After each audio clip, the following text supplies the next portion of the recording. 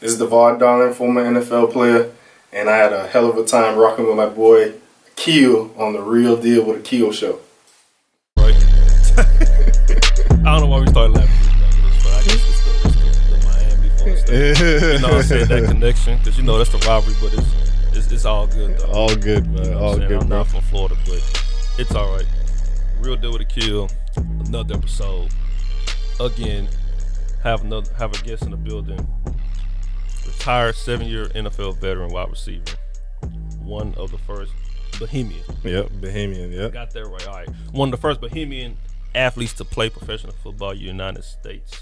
Got drafted to the Baltimore Ravens in 2004, but also played with the Kansas City Chiefs and Houston Texans. Mm-hmm. Now has the As One Foundation in honor of his brother. Devard Darling. Yep. And it's crazy. Devard. That's and I am talking to Devard Darling, who is here. And let's just start out talking about that foundation you have going on. Right. So it was made because of your brother. Of course, I'll tell you the quick story. Mm-hmm. Growing up in the Bahamas, as young boys, we just always had a dream and a goal of making it to the NFL. Yep. And one day giving back to our communities. And through the grace of God, we was able to move up here to Houston, Texas, and get exposed to the game of football, and eventually went on to Florida State. And unfortunately, Devon passed away our freshman year at Florida State, and I was left here to carry on that dream and that legacy. And yeah, once I got drafted into the NFL, that was my main goal, is to start the foundation. So we could just rewind back. And being from the Bahamas, was when you was a kid, was the NFL, was football a main sport? Because I know out there is soccer, baseball, track and field track is the main sport. Yeah. You know, my cousin actually, Frank Rutherford, was the first Bahamian to win an Olympic medal in 1992 in triple jump. He actually went here at the University of Houston. He was well established here. That's how we got up here to Houston, was because of him. Yeah. He ran with the Santa Monica Track Club, been to 4 Olympics. Carl Lewis, Joe DeLoach, all those dudes, legendary guys. Leroy Burrell, they were all his teammates and stuff like that. Then my older brother followed suit. Dennis Darling, he's a 3-time Olympian, won a world championship medal. Yeah. So track and field sports, it's in the blood, man. That's so what it is. What made you fall into NFL? Because the way you were saying is now everybody's track. it was actually my father. He was a huge Miami Dolphins fan. Yeah. And a lot of Bahamians are huge Miami Dolphins fans because of the proximity and everything else. So every Sunday he'll be tuned in to watching Dan Marino and the boys throw the ball around the yard, and that's how we got hooked to the game, Not Tampa Bay. No, not Tampa Bay. No, not that time especially. It was Dan Marino, man, Mark Clayton, all the boys. That's how it all started. So he kind of persuaded you or motivated you to go towards in an indirect way. Yeah, it was in an indirect way. You just always watched the game, and we would always sit down and ask questions and we were just being enamored by the game. And once we had the opportunity to move up here, that was the first thing. That's the first thing we wanted to do. And you moved here as a kid. Yeah, because you went out here middle school and high school. Yep. And when you was in high school, was football the only sport you played? No, we were athletes, man. We were athletes. Always ran track, football, basketball, and track and field. So that was our thing. And then Florida State was that? I know that wasn't the only school that offered. No. So we came up through the ranks. And put a lot of hard work and dedication into it, man. And after our junior season, that's when, scholarship offers started coming in. Yeah. And before our senior year, we committed to Florida State. And that's where we wanted to go. It was close to home. Yeah. Back home in the Bahamas, they had a need for receivers and linebackers at the time because my brother played linebacker. And yeah, so we thought it was the perfect fit, No, Miami. Hurricanes wasn't Hurricanes wasn't in it. Nah, Hurricanes wasn't in it, bro. Hurricanes wasn't in it. Florida State all the way. Florida State, we ran the 90s, until the early 2000s. So that was the era. So you know, Yeah, I'm looking in the 90s. Yeah. Florida State. yes, it wasn't until the 2000s when 2000. Miami started coming back around like that. You know, Yeah. those teams we spoke about before we got on air. And then we get back to the NFL in a second, but I want to talk about what you got going on right now with the foundation, because I seen on the website that you was having the foundation back at home, Right. in Bahamas. Yep. Did you ever want to have like a camp well, let's talk about the foundation first as a whole, All right. and just talk about just the insights on that. Well, the foundation, like I said, it started off from that dream. Two young boys, having a dream and a goal, and I was just left here to carry on after Devon passed, and so this is my purpose in life, man, is giving back. My number one prayer is bless me so I can bless others, and I know Devon is always here with me in spirit. He was a a hell of a dude. We kind of sensationalize guys when they pass away, but man, he was a great guy to anyone who he came in contact with, and so that's the spirit that lives on, through the foundation and all our events that we do. We give away scholarships every year to Fort Bend seniors going off to school, high school seniors going off to school. This year we will top the 100,000 mark of money given back to high school students. And it's all around Houston. Yeah. Most of it was in Fort Bend because that's where the high school, that's the district we came from. But we're looking into expanding that, this year and furthermore, just for other kids around, other than just the Fort Bend students. Yeah. But that's the main area that we focused on at first. So when you made keep going. Go ahead.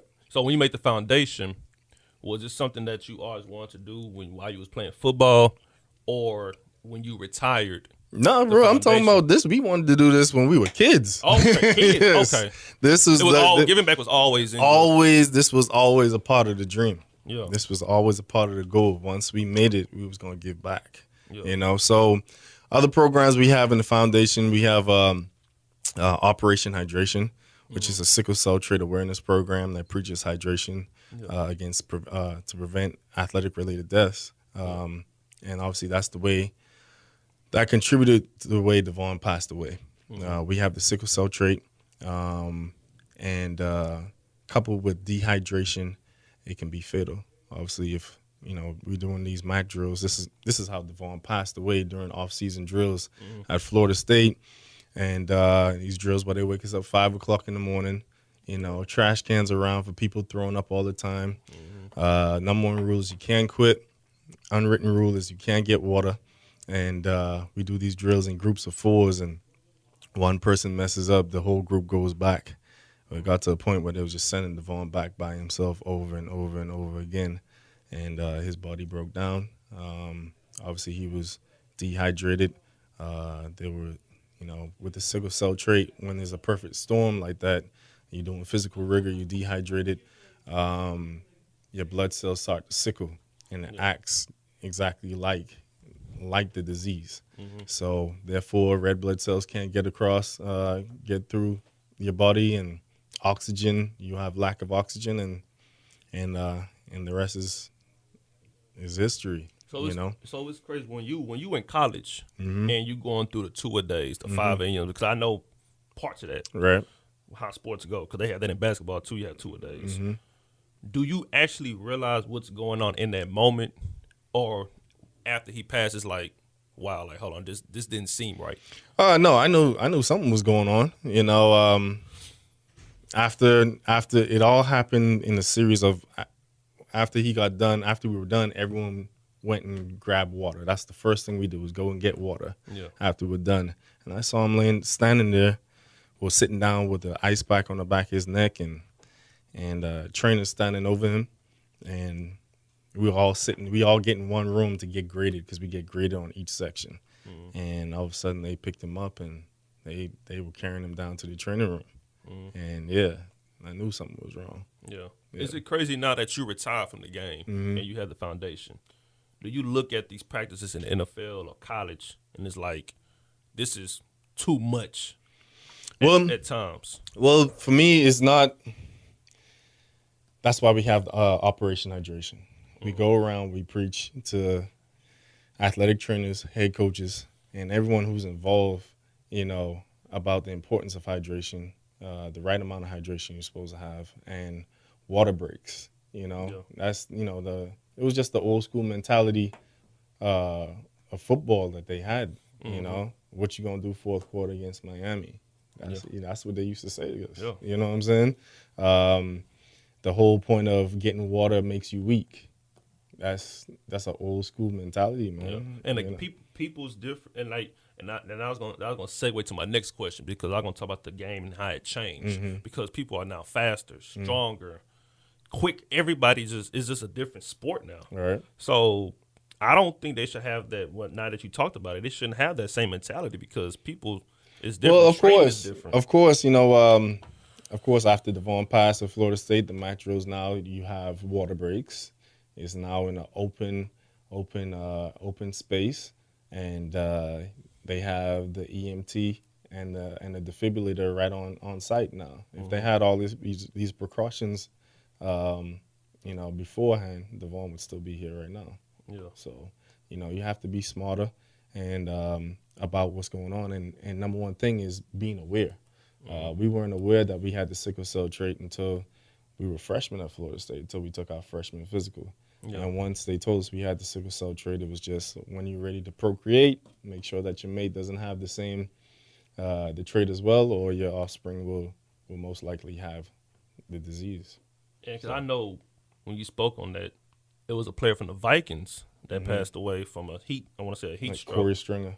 Yeah. So that year, 2001, it was a whole slew.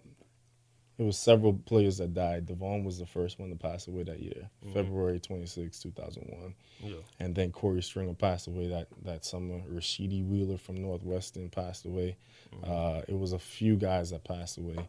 It was all due to not having enough water, pretty much. Basically. That's what it is. Hydration, taking the proper rest, and pretty much just, coaches taking it too far. So when you when you have the Operation Hydration, do you pitch it to the NFL as well for them to look at it? I haven't made it up there yet, but now you're starting to see more players actually miss games because of complications with the sickle cell trait. What is his name? Tevin Coleman, running back for the Falcons. He has the trait. We all know Ryan Clark, having issues playing in Denver. Who else?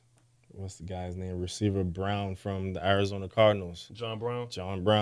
He's missed games because of the sickle cell trait. Yeah. There's Geno Atkins has a sickle cell trait. This is not a newfound disease or nothing, man. It's been talking about, and it affects not only black people. People think it's just a black disease. Yeah. The sickle cell trait affects actually Mark Richt, your guy now. Wow. At University of Miami. He was actually my offensive coordinator at Florida State. Really? Yes. When you go back, man. I thought you was I'm the you. No. I thought you was from the U. I thought you knew your information. Oh, no. People, I started in 01. Yeah. See, I knew Mark Richt, Georgia. Yeah, okay. I remember he did attend Miami. Yeah. That's why he went back to coach. Yes. See, look, but he was our offensive coordinator at Florida State. Yeah. But his son has a sickle cell trait. Okay. So there's tons and tons of, so if you non-black folks who have it. So if you were a coach, college, high school, NFL, how would you go about practices? Well, it's just being aware, giving guys the proper water breaks. You know what I'm saying? Giving guys water, making sure guys understand and know their body. First of all, all players should be tested.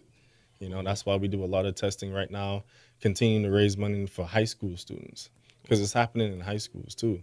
Every year there's a kid that passes away from this same complication. And it's totally preventable, and that's our message, is just to go out there, be aware, stay hydrated, drink before, during, and after, and just be aware of your body, man, what's going on. Yeah. So. And the football camp, you hold that every year in the Bahamas? Yeah, in the Bahamas.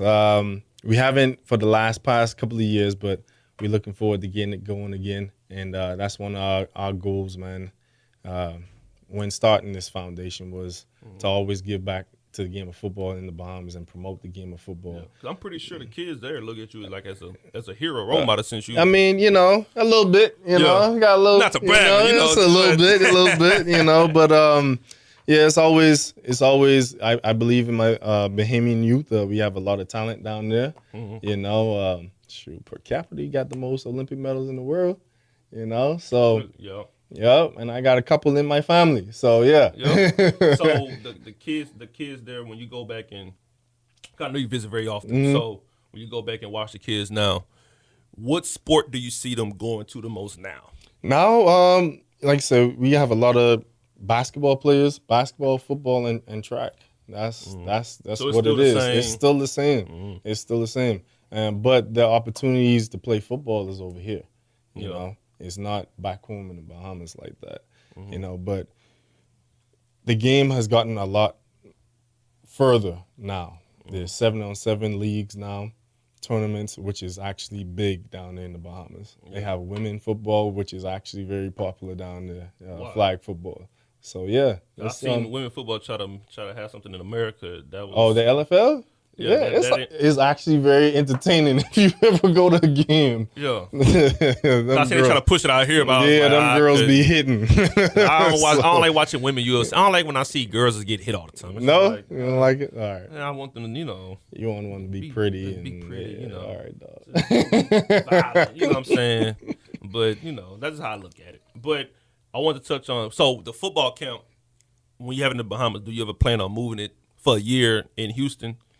I mean, that happens all the time here. I mean, we have looked into it in the past, putting on a football camp.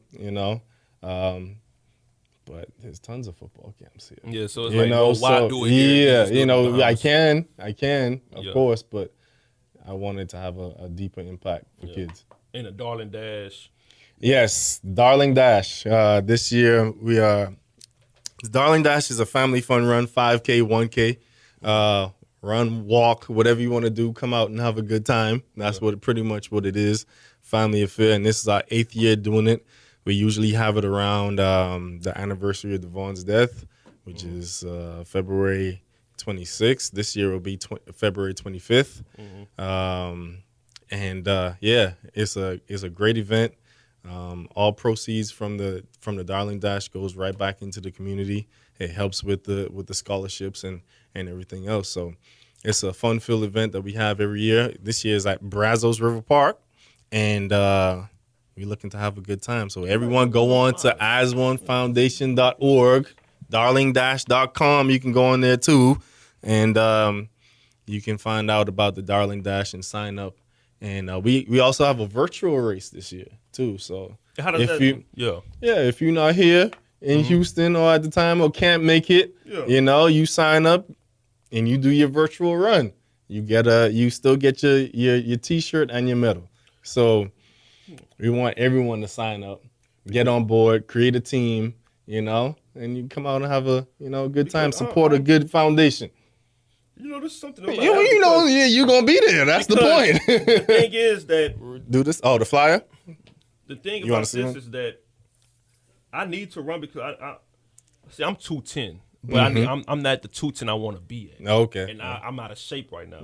Right. So this is something I can really attend. Let's go. We got a goal now. February 25th, bro. 8:00 in the morning. I'm yes. an early person. Yep. And see, good thing is that football, it's on a Sunday, and football's not an attack on a Sunday. Exactly. After Super Bowl around this time. Right. So it'll be easier for me. And I'm in Sugar Land too as well. So this is perfect. So all right, so just go online, sign up. Y'all hey, this is a team right here, the whole team. Everyone's going. Hey, there you go. This your birthday. There you go. Oh, yes. And you going to be there too. Yeah, she will. Doing your hair and doing that. Okay, but you gonna sign up for the virtual race? Yeah, you will be there and you will sign up. There you go. She lying. Don't be there. I might be out of town. Not this weekend. You told me not February 25th. I am going to So but yes, come on out to the Darling Dash, man. It's a great time. We really do have a good time. I always want to attend one of these 5K events, and it's always in the Brazos River. Or you switch it up year? Actually, Several years it was at the Skeeters facility down there Okay. at Constellation Field, but this year we're gonna have it at the Brazos River Park. Oh, okay, nice. Yep. So with the NFL, I said I was gonna backtrack to that. Okay. The XFL is about Vince McMahon's come up with the XFL. Boy brought up And I the know we're XFL. You know we're gonna talk about that. So the XFL, if people don't know, was out back in 2001, Right, 2002, right. and that was a time when WWE was F at that time, and it was big. Like Right. everybody used to watch WWE, Yep. like it was crazy. So he wanted to make an idea of, hey, let me take wrestling and football and just put it together. Right. Gimmick nicknames. He hates me. man. Oh, yeah. Celebration and all of that. Yeah. At that time, me personally, I was young. It was okay, but it wasn't in the field. Now he brings it back 17 years later, Right. which is kind of almost like perfect time because the NFL lowest ratings Right, since forever, for right. a long time. Right. A lot of politics is involved, social issues. Right. They basically, we could say it, they holding out players at the NFL, a la Right. Colin Kaepernick. Right. So it gives people like Tebow, Cap, so I'm looking at it as far like, dang, this can actually work. But when he came out and said, we're going to make it clean cut, well, damn, you're still in the NFL. You know what I'm saying? I think that's where people got lost when he came out and said all that. I mean, if you're trying to compete directly with the NFL, man, that's the NFL. It's a machine. It's not You going to can't stop. it. And I like how it's 8 teams. Yes. 2020 give you some time to find the Right. cities and all these other things. So I'm going to ask you, if you was Vince McMahon and you started the XFL in 2020, what would you do? Man, I think you have to go to that niche market. Like it has to be raw. You know what I'm saying? Better than 01, though. Yes. Away the gimmicks. Yeah, all the gimmicks Yeah. and stuff, but it has to be raw. Basically, it got to what- go back to how we used to play football. Yeah. That's how it has to be. Yeah. That's why I think it'll be the only way it will survive, really, I think. Celebrations. Everything. Hard hits. They call flags on little small hits. taps. Everything. everything. It has to be old school, hard, raw football. Who's the first player you signing? Well, Who's going to be that star in the first season? if it was me, it would have been Colin Kaepernick. Easily. Shoot. Hands down, exactly. If There's it nobody was else me, out there. Yeah.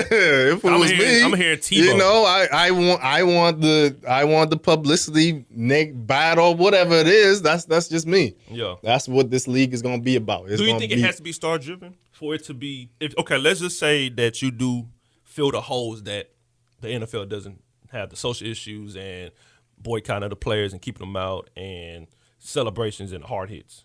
If you just do that, put on a good sport and just have like at least 1 or 2 stars, do you think that is a success the first season? No. You need the stars. You need stars. Yeah. I actually had some experience of between playing for the Chiefs and then my stint with the Texans. I actually played in the UFL. Right? I don't know if you remember. United Football League? Yes. That was what Trump made that league, right? He was part of it? I don't know. Back in to the tell you day? the truth. I don't even know if he was, but the UFL. And I played for the Omaha Nighthawks. I'll never forget it. It was a great experience. They love football in Nebraska. Yeah. So we had a lot of fans. It was a good experience. But we had Jeff Garcia was a starting quarterback. Amon Green, who's Nebraska through and through, was a starting running back, and they came out and supported. We had a bunch of first rounders on the team. George Forster, we had a bunch of guys out there. You know, So this could work. I mean, but the thing is, the UFL tried to compete against the NFL. They try to make it the same. They tried to compete against them, and what was one of the biggest downfalls to me, from my experience from playing that one season, those few months there, was because everyone was trying to get back to the league. That was our whole goal, this is a stepping stone to get back, right? And they had this transfer fee of $150,000 if we wanted to get signed back to, and we made an uproar about it because, bro, NFL is not going to pay that. Yeah. You see what I'm saying? Yeah. No one's going to pay that. So they tried to compete in some type of way against the NFL, and that plan is just not going to work. Because they should learn. Well, Vince McMahon's a smart guy. I'm never gonna go against Vince. That guy is a billionaire for a reason. Mm-hmm. You know, he made one of the greatest eras in TV history. Of course, the Attitude Era. Of course, you know. So I'm not gonna go against him. I think it could work because of social media too plays a factor. You know, if you can't, you're gonna have some games live streaming it, put it on Fire Stick and other Facebook Live and all these other streaming places. I think where plus you get like a Cap or Ocho or T.O., maybe some you get some star players from college that didn't get drafted, put them in the league. I think they would. Will it be good football? Who knows? Yeah, I don't know. Give me some hard hits. I like it. That's what I'm saying. Hits. It has to go back to that. That's like you said. It has to fill that void of what the NFL is not giving you now. And Vince scared me with that press conference. So yeah, I don't know. So I was kind of scared with that. If I would have ran, I would have been. You know, we on the same page. Right. We on the same page. So then we go to the Super Bowl. Well, before we get to the Super Bowl, I'm gonna ask you your thoughts on the NFL season as a whole, because a lot of people didn't like this season due to injuries and social issues. Right. What was your thoughts on this season? Yeah, it was a weird season. Yeah. You know, it was a weird season. But at the end of the day, I just felt it was just more, the social issues, man. Yeah. It just highlighted this is the time in era that we live in right now. I mean, when we have a president, you know, that excites a lot of things, and actually has a Twitter handle and actually responds to people, you know, it changes the dynamic, bro. So, it was just a weird season. But at the end of the day, I think it was still good football. The NFL is not going anywhere. What do you say to people that says that the players should, if you're gonna boycott the league and kneel and all that, don't even play, because people feel like that's hypocritical of you kneel and do all those things, but you still get on the field and play. I mean, at the end of the day, it's our job. You know what I'm saying? Yeah, and it's the platform. And if guys really want to make a huge difference, don't play, don't step out on that field. But I don't think it's almost impossible to not, because that's your check, that's your livelihood. That's your livelihood. That's all you knew. That's all you know. And then at the end of the day, it's you want to compete. Yeah. You know what I'm saying? Some people will say they should just take the money and stock market and invest it. It's like, I mean, you still want to compete. You know what I'm saying? In the NFL, you get paid for practice, what we do throughout the week. Yeah. Sundays is where we get our enjoyment, man. Yeah. Sunday, the game time is where you play and actually get to express yourself, where you actually get to have fun. And that's what it is. You know what I'm saying? And that will to want to win and want to compete is hard, you know, just to turn that off. Exactly. You know what I'm saying? When, you know, yes, it's a great movement. I supported it. Yeah. You know what I'm saying? Yeah, and I'm all for it. You know, I don't know what I would have done if I would have still been playing, but I would have support my guys, and I probably would have taken a knee to. Yeah. You know, so y'all heard that, people? All y'all people out here that think they hypocrites for stepping on the field, get out of here. They ain't hypocrites. That's their livelihood. I don't think it's hypocrites. You know, obviously, you know, Colin Kaepernick fell on the sword. You know, I what they did to him, I don't think is right. Yeah. You know, in any sense of the case, I just don't think it's right. But at the end of the day, you know, it's the league, and it's what we're going through, and the issues aren't just that. It was just highlighted through the NFL. Yeah. I mean, this is what been going on in this country from day one, bro. Yeah, so basically, it's bigger than what the NFL is. It's everything else. Yeah. The whole capitalistic society, and everything that we live in and what this place was founded on is what is in question in some parts. Yeah. So how you see the future of the NFL? The future NFL is it will be just fine. Yeah. In the NFL, man, just like in this is how the NFL goes. I mean, it's how it is. Even in practice, someone gets hurt in practice, your teammate might have broken his neck, literally, right behind you, like right there. They blow that whistle, move everything 15 yards up, and you continue practicing. The sun will rise up, bro. You know, the sun will keep going. Yeah, I mean, the life will keep going. You know, so I think the NFL would be just fine. So do you have since you're not in the league no more? Do you have a favorite team? Of course, the Ravens is always, childhood team is the Miami Dolphins because of everything I told you before. But the Ravens, I will always have an affinity to the Ravens because they drafted me. I spent most time there, and it wasn't until I left when I really realized that, man, that's a Class A organization. You know, it's different. Not every organization in the NFL is ran the same. You know, so I would say the Ravens. And you played with Ray. Just talk about that experience with being around a Hall of Fame linebacker like Ray Lewis. Well, I mean, Ray was a hell of a teammate, you know. When you're on that field, you know, he's going to give it his all for you, you know. He gave that pregame speech before a Monday night or a Sunday night Steeler game. You ready to run through a wall for that man, you know? What's the you got any Ray Lewis store, like the top store that you ever? Ray used to do all kinds of things. I mean, you know, Ray would do stuff like come around in the locker room pregame and anoint your head with oil, look you in the eyes. You ready to die for me, brother? I'm ready to die for you. Junk like that. That's how Ray is. He's that intense, you know.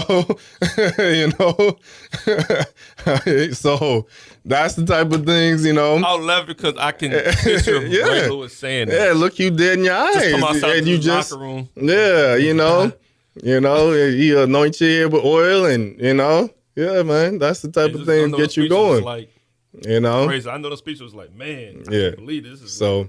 But of course, it was, you know, watching greatness. Him, Ed Reed. Oh yeah, I got a chance to play with Deion Sanders, man. I'll never forget that prime time. Talk about that. Ah, man, that's one of my favorite players too. I got a throwback Deion. So I got a quick story. It was my rookie year, and I was hurt, and I got to come into. I think I got into the training room like around 5:30 in the morning, dragging to get to the hot tub before I get in the training room, and I get in the hot tub, towel over my head and all that stuff. And all of a sudden, you know, when you feel someone near you, something there, and I look up, and it's prime time, like sitting right across from me. No, I had no idea we signed him. No one knew. He was just there. You know, it was like 5:30, 6 o'clock in the morning, and of course, you know, I look up, and he went to Florida State. I went to Florida State. And, of course, it's Deion. It's prime time. Yeah. But at the same time, like I say, one thing in the NFL, you have to compete, and you gotta play against your idols, dudes who you look up against. I looked up to growing up. So, of course, you know, I got the still face. I give him the, what up, prime? You know? Inside, I'm going crazy. Inside, I'm going nuts. I'm like, this is the best shutdown corner of all time. You know, sitting right here in front of me, prime time right now. So, I mean, that was definitely, you know, a hell of an experience for me as a rookie. You know, coming in, not expecting, not knowing anything, and you got one of your childhood idols in front of you. So did he ever hold you in practice? Yeah, we of course did one-on-ones. You know, oh my God, yeah, of course. It was like the first time you got held by Deion at practice. What was like going through your head? Because I know you still got to fight for your job. Oh, I remember training camp. Shoot, I ran a 12-yard out, and Deion picked that junk off. He took that thing to the house. You know, I mean, when you coming from being a rookie in the NFL as a wide receiver, man, these dudes, like you say, you playing against grown men who got families and who have played a lot of football. Yeah. So you go up there and you line up on, I mean, they all know exactly what route I'm running, depending on where I lined up, my split. You know what I'm saying? Where I line up on the field. So if I line up on the inside of those numbers or 2 yards inside of the numbers, he probably running an out route. You know what I'm saying? And crazy. Kyle Bowler back there, he just sat there and just picked that thing off. Took it to the house. And So Carabola had he wasn't the greatest quarterback, but he had he had a arm. gun though. He got an arm. He got an arm. So yeah, man. So Dion, Chris McAllister, Samari Rolle, Ed Reed, dog. It was work out there for real. It was work. And Dion still had it up in age. That was his last team. And Gary Baxter was there too. Mm-hmm. Boy, GB. I'm talking about these dudes all over 6'1". Those some killers. Yes. Those some soul brothers. So this was before the new age corners like the Richard Shermans and all that. Jalen Ramsey. Yeah, you know what I'm saying? Tall, 6'1", 6'3", 6'2 corners, all that. Yeah. You had Chris McAllister, you had, Gary Baxter, them boys was there, and then Dion. And I told somebody, we was watching the conference championship game that just happened, me and my brothers. And we was talking about defense. Mm-hmm. You got to have a scary defense. Yeah. Think about all the Super Bowl think about all the greatest defense. Oh, yeah, for sure. Buccaneers, Ravens, Seahawks, the Bears. Defense win championships, man. Yeah. Was stone cold killers on their defense. Yeah. People that didn't care about your family, friends, babies, children. They didn't care. You got to have somebody on defense that don't care. That don't care about life. Mm-hmm. They'll go to jail for you.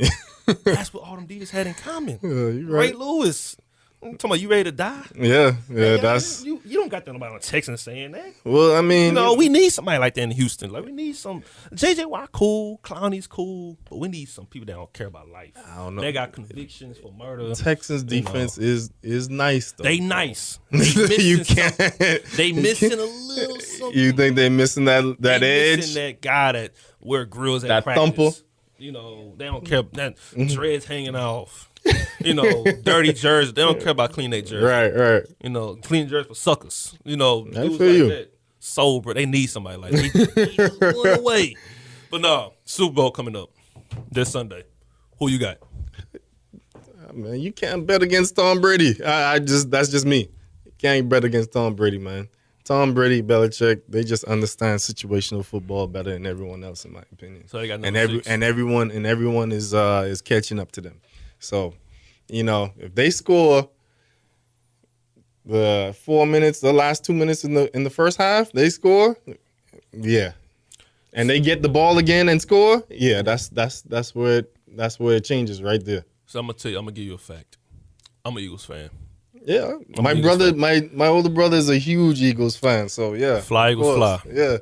Look, I said before they played the Vikings, I did not know we was gonna win that game because I did not believe in Nick Foles until that game. Right. So I came from a 5% chance of winning to a 20. I'm at a 20. It's kind of high right now, but I'm at a 20 because I like our defense. Now they got some killers on that defense. Yeah, they do. Jenkins. They do. You have Fletcher Cox, Chris Long. Them boys can get after the quarterback. Get after them. So I like our chances. Jay Ajayi. Like say, you got a chance. Everyone got a chance when you step on that field. You got a chance. You got a chance, but we'll I'm see nervous though. Hey, it's all about the like you said, that fourth quarter. You can play well the first 3 quarters against that team, man. It's just how you finish. We've seen the Falcons. Hey, how you finish that first half and how you finish the game is gonna, that's what they specialize in, bro. Tom Brizza, he's the greatest of all time. Oh, he's the greatest of all time? He's the greatest of all time. He's the greatest quarterback of all time. Okay, I think about the greatest player. Okay, never mind. No, he's the greatest quarterback of all time. Okay, he won the 6-1. I don't know if he's Yeah, I know.